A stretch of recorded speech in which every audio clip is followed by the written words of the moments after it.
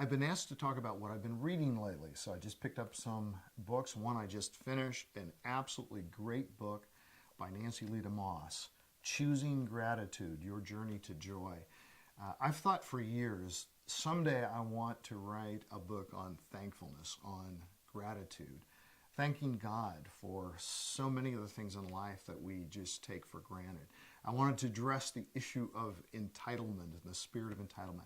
Well, now I don't have to write that book because Nancy Lee DeMoss has done an incredible job, better than I would be able to do, on this book about gratitude.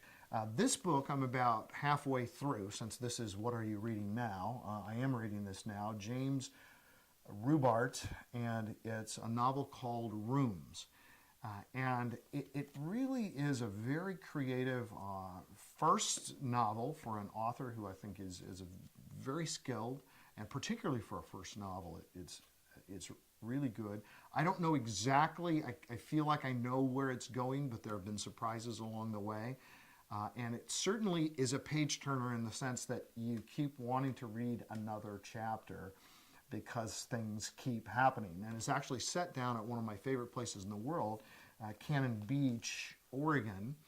A man inherits a house from an uncle that he hardly knew, and this huge, beautiful house is down in Cannon Beach, Oregon, and the man comes to it and looks at it, and his first plan is to sell it, but then bizarre things start to happen there that kind of cut through some layers in his own life.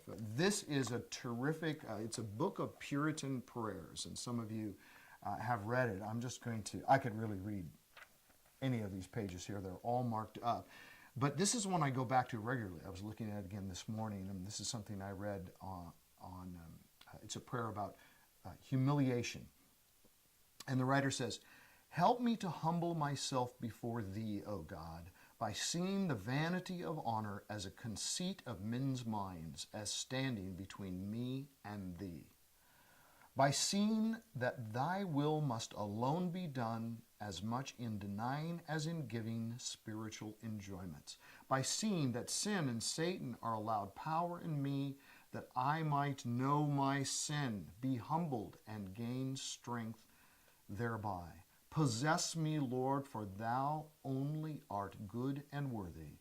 Let me never forget that the heinousness of sin lies not so much in the nature of the sin committed as in the greatness of the person sinned against." And this whole book is full of rich stuff like that. And I think when you realize the Puritans were people who knew suffering and experienced suffering, what an antidote to the prosperity theology, health and wealth gospel, Valley of Vision. I highly recommend it. This is an interesting book called The God I Want. Not a book I would recommend, but a book which got me thinking about some things, and is going to lead me to read from Knowledge of the Holy by Tozer. But here's this book that came out in 1967, and I just have to kind of commend it for the honesty in that here's a guy who was raised, he says, as a Christian, and he has come to question and largely deny his Christian faith, but then he wanted to write a book about the God he really wants, the God that he would like to have. And this is something that people actually talk about a lot, and you see it in what they're saying, but they don't ever admit that they're trying to fashion a God in their own image. Like, well, here's my menu for what I want God to be.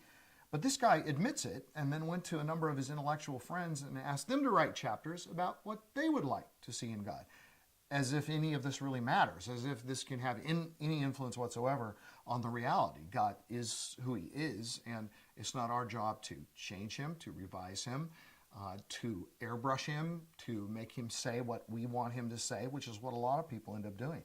But it immediately, as I was reading this book, which I found fascinating, it immediately took me back to one of my favorite books of all time, perhaps my favorite nonfiction book, The Knowledge of the Holy by A.W. Tozer. And Tozer begins his book by saying what comes into our minds when we think about God is the most important thing about us. He says, the most pretentious fact about any man is not what he at a given time may say or do, but what he in his deep heart conceives God to be like. Always the most revealing thing about the church is her idea of God, just as her most significant message is what she says about him or leaves unsaid.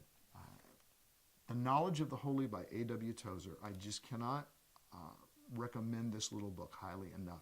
It had a huge effect on me as a young Christian. I was at lunch a couple of years ago with my son-in-law Dan Stump and with Gary Brashears from Western Seminary, professor there, and with Bruce Ware, a professor at Southern Seminary. And as we were seated at the table, Bruce asked me the question, what book would you say, other than the Bible itself, had the most impact on you, or has ever had the most impact on you? And I said, that would have to be The Knowledge of the Holy by A.W. Tozer.